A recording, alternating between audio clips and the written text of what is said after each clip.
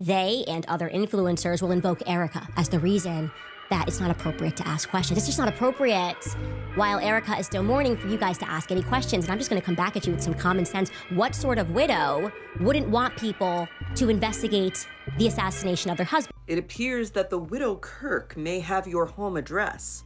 Thousands of these letters were sent out threatening unleashed power. And a lot of the folks that got them do not know how she got their home address because they are registered Democratic voters, they are activists, they are no one who ever signed up to be on a mailing list for Turning Point USA. Which begs the question, why did she send these letters out? They were calling for donations, but the targeted mailing list that she either purchased or maybe was stolen for her targets people who do not support Turning Point. So then were they sent out as a threat to kind of like show that Turning Point has your home address? I don't know. Maybe somebody should look into that, though. The movement my husband built will never be stopped. Charlie gave everything for this country, and I will never stop speaking his name. Well, until I marry J.D. Vance. We will not let the light he lit go out. Not now, not ever. I added the J.D. Vance part. Okay, what else is here? I'm not going to show you this part. Personal reply. Oh, geez, they're asking for donations. They're asking for money. Yeah, no.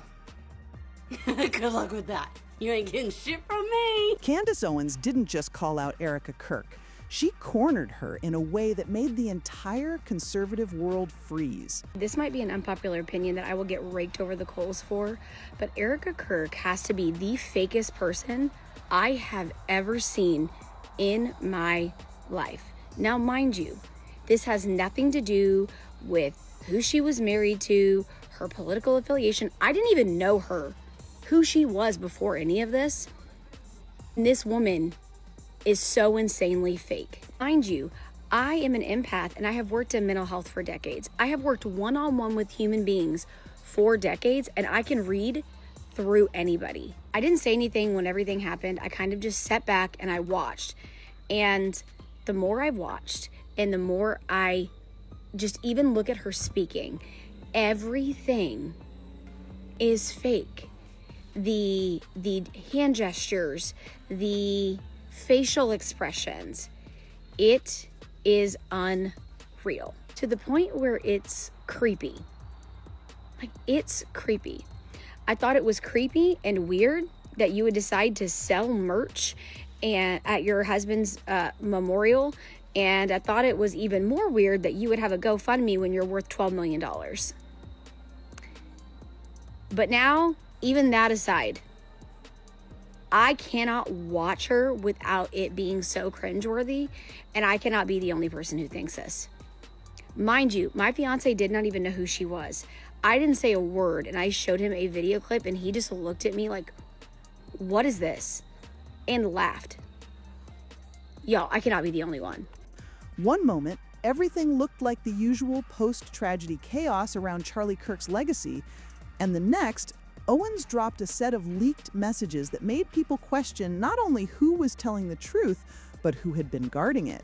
But every day that goes on, it feels to me like Turning Point is engaged in a cover-up. So criticisms pertaining to anything at Turning Point USA that are being directed at Erika are fair. Obviously, they are fair. You are recognizing that the people around Charlie are not acting in the way that they should be acting, that their emotionality is not meeting the moment of violence that we all witnessed. Nothing in Charlie's life was real. It's just something that keeps me up at night. Just nothing in his life was real. And it just so happened that Charlie Kirk kept notebooks and diaries. He was so diligent that he wrote down his succession plan featuring who he wanted to take over for the organization in the event of his untimely death. Like, you know, in the third notebook, he was like, oh, and if I accidentally get shot on campus, here's what you should do. Call Erika, and then after you call Erika, come find this notebook. Oh, but wait, Charlie, wasn't he like a boy genius? He's a pretty bright kid. Wouldn't he have maybe formalized that succession plan outside of like a diary? But no, he wanted to put it in these notebooks. And then the plan was to guilt us, I think, to try to haunt us with the ghost of Charlie's notebooks that we're never going to be allowed to read. Yeah, I'm putting the fire here right at the feet of Turning Point because I am disgusted. I am genuinely disgusted. I am looking around and wondering whether Charlie's entire life was the Truman Show. But I'm starting to think that the assassination of Charlie Kirk was something akin to a regicide, right? The assassination of a king, to install a new ruler who the king would have never approved of, right?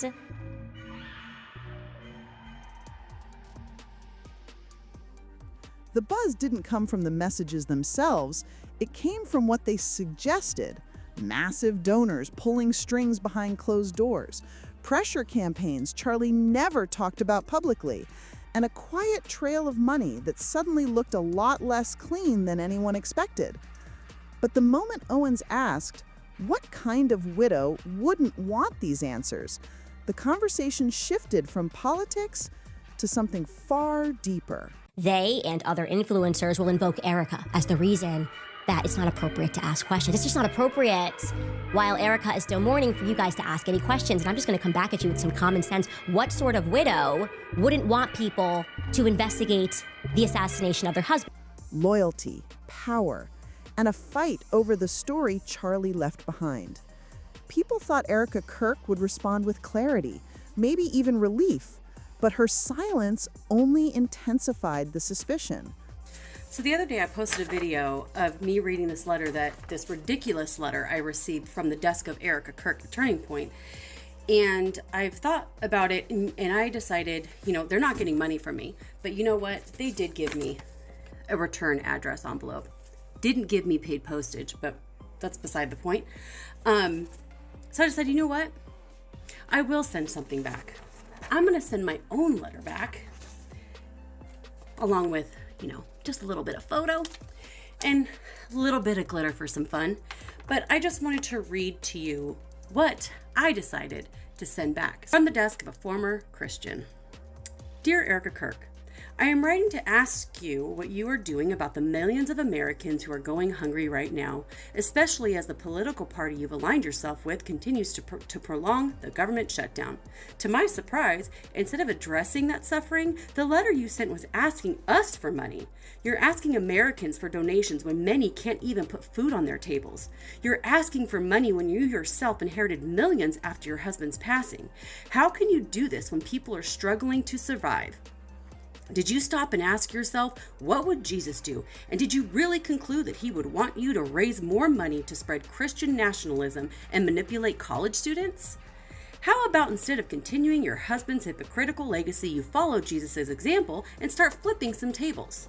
Because it's Christians like you, your late husband, and the movement you both built that have given Christianity such a bad name. People like you are why so many of us have left the church.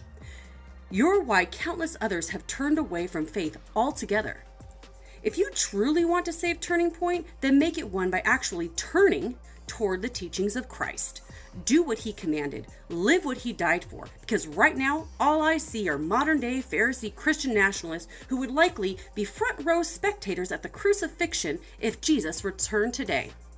So if you want to help save America from the very evil consuming it, try this. Send letters asking people to donate to Feeding America.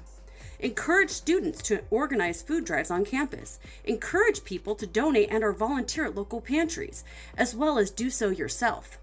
Because I'm fairly certain this is what Jesus would be doing, and I'm equally certain he would not be condoning a millionaire asking struggling families for more money to spread lies in his name. P.S. Please don't send me a wedding announcement for you and J.D. Vance. Save the postage. Sincerely, a current agnostic. Why ignore the one person bold enough to say what everyone else whispered about? And why did it feel like the more Owens pushed, the more the walls around Charlie's final months began to crack? Because as the messages circulated and the donor drama resurfaced, it became obvious whatever happened behind the scenes didn't end with Charlie's passing. If anything, that's when the real battle began. And this first leak, it was only the match. What it ignited, everyone felt coming next. Before the scandal exploded, most people only saw Charlie Kirk as the loud, unshakable face of TPUSA, the guy who seemed completely in control of his message and his movement. But those leaked texts told a different story, one he never shared publicly. Behind the speeches, behind the confident stage presence, Charlie was dealing with a level of pressure that would have rattled anyone. According to the messages Owens exposed, major donors weren't just quietly stepping back, they were issuing ultimatums. Million-dollar commitments suddenly dangled over his head with conditions attached, the kind that could reshape an entire organization overnight. And Charlie, he was stuck trying to protect the movement he built while navigating people who cared more about influence than ideology. This wasn't about disagreements or debates. It was about power. The kind that shows up in private calls, midnight messages, and warnings no one outside the inner circle ever hears. People always assume Charlie ran TPUSA with total control, but this hint of donor interference made it clear he'd been fighting battles no one knew existed. And it's that hidden struggle that makes Owens' claims sting even harder. Because if Charlie was already wrestling with pressure while he was alive, imagine what happened the moment he wasn't there to push back. And that's exactly where Erika Kirk enters the picture. Not quietly, but right at the center of the storm. The moment Erika Kirk stepped into Charlie's old position, people expected a grieving widow trying to steady a shaken organization. But almost immediately, something felt off. Instead of calming things down, her presence seemed to stir questions no one had even considered before. And the more Owens talked, the more Erika's silence started to look less like grief and more like strategy. Owens didn't waste time. She aimed straight at Erika with a question that hit like a punch. Why would a widow not want the full truth of her husband's final months revealed? It was bold, messy, and uncomfortable, exactly the kind of line that divides people instantly. Some defended Erika, saying Owens crossed it, but others couldn't ignore how carefully Erika avoided specifics every time the topic came up. Behind the scenes, staffers whispered about a power vacuum forming the second Charlie was gone. Erika had stepped into leadership faster than anyone expected, and with donors circling, influence shifting, and public sympathy on her side, she suddenly held far more control than people realized. That put her directly in Owens' line of fire, because Owens believed someone was trying to rewrite Charlie's final story and erase the parts that didn't fit the new narrative. And the strange part? The more Erika tried to hold the line, the more cracks began to show around TPUSA itself, the kind that suggested this wasn't just about grief or leadership. Something deeper was unraveling. And what happened next only made the tension explode. Everything changed the second those leaked texts started circulating. They weren't vague, they weren't subtle, and they definitely weren't the kind of messages a man sends when everything in his world is fine. Charlie's words revealed something raw, frustration mixed with exhaustion, the kind that only comes from being cornered by people who claim to support you. The part that rattled everyone was the mention of a major donor pulling out, not quietly, but with conditions that sounded more like threats than disagreements. Charlie wasn't just dealing with criticism, he was dealing with ultimatums tied directly to money, influence, and political alliances he never publicly questioned. And when Owens brought these texts forward, she wasn't just exposing drama, she was exposing a pressure system no one outside the inner circle knew existed. TPUSA's official response made things even messier. They confirmed the messages were real, but insisted they were taken out of context.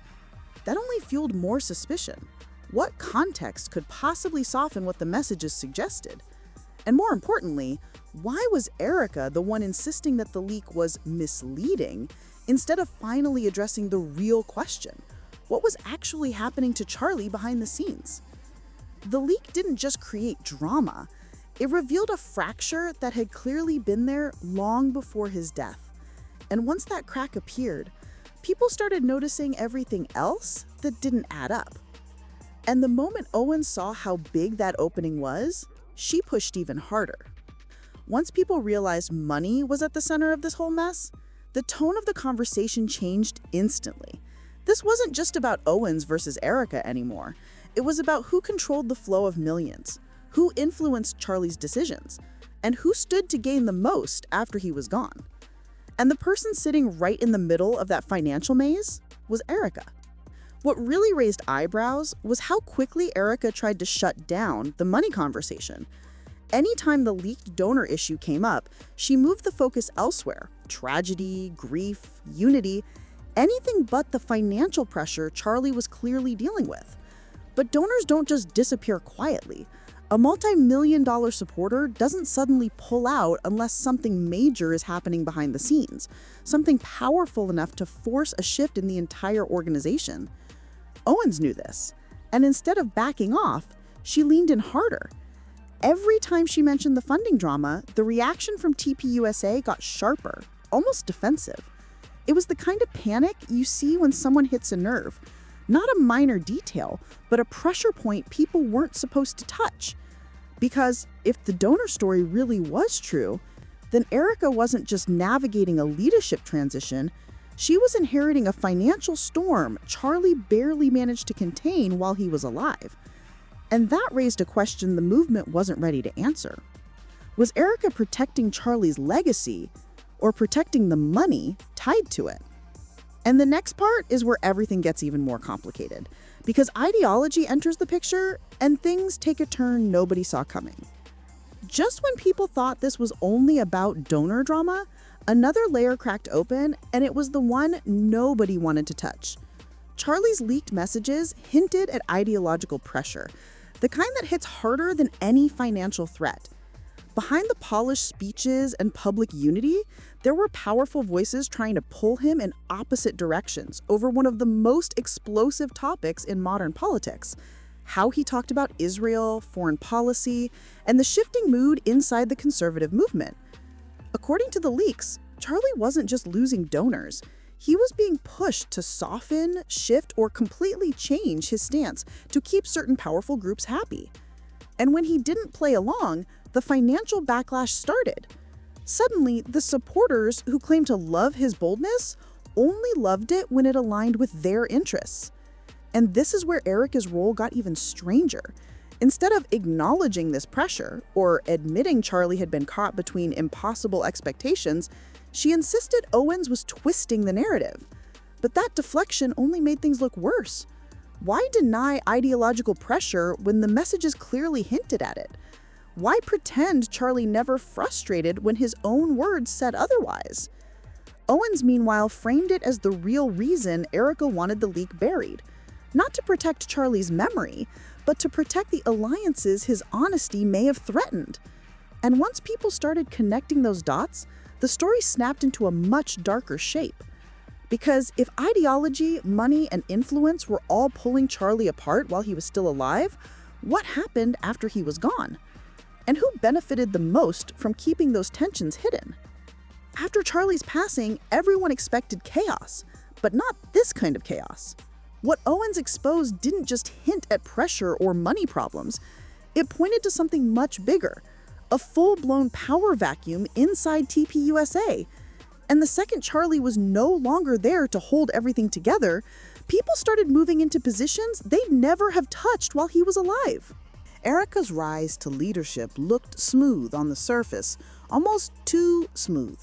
Staff described it as automatic, like the crown had already been placed before anyone even asked who should wear it. And that's what set off alarm bells. How was she suddenly the voice, the shield, the decision maker for a movement she never led publicly? Why did every question about internal struggles get redirected into vague statements about unity and honoring Charlie's mission? Owens wasn't convinced for a second. She believed someone was trying to consolidate power while emotions were still raw and the public wasn't paying attention. And every time Erika avoided a specific detail about the donors, the ideological pressure, or the leaks, the suspicion grew louder. Not because she said anything incriminating, but because she said almost nothing at all. The vacuum didn't stay empty. It filled with tension, with shifting alliances, with whispers from staff who suddenly weren't sure who they were answering to anymore. Some claimed Erika was stabilizing the organization. Others said she was tightening her grip faster than anyone expected. And just when it seemed like Owens had pushed the drama as far as it could go, the story took its final, irreversible turn. When everything is stripped down, the leaks, the donor drama, the ideological tug of war, the silence, the accusations, one question sits at the center like a weight no one can ignore. Why doesn't Erika want these discussions out in the open? Because whether Owens is right or wrong, whether her delivery is messy or bold, the issues she raised don't just disappear. They point to a movement that wasn't as unified as it looked, and a leader who carried far more pressure than anyone realized.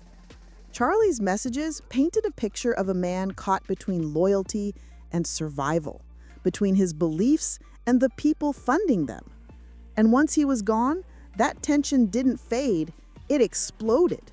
Owens simply dragged it into the light. And Erika? Her response, or lack of one, made people wonder what she was trying to protect. His memory? Or the machinery around it? The truth is, this controversy was never just about money. It was about influence, narrative, and who gets to decide what version of Charlie's final months becomes the official story. Owens wants it exposed. Erika wants it contained.